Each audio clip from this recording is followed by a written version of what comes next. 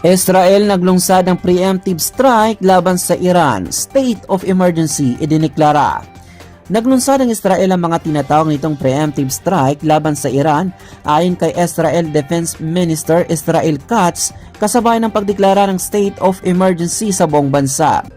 Pahayag ng opisya, kasunod ng preemptive strike ng State of Israel laban sa Iran, inaasahan ng agarang pag-atake ng mga missile at drone laban sa Israel at sa mga sibilyan nito.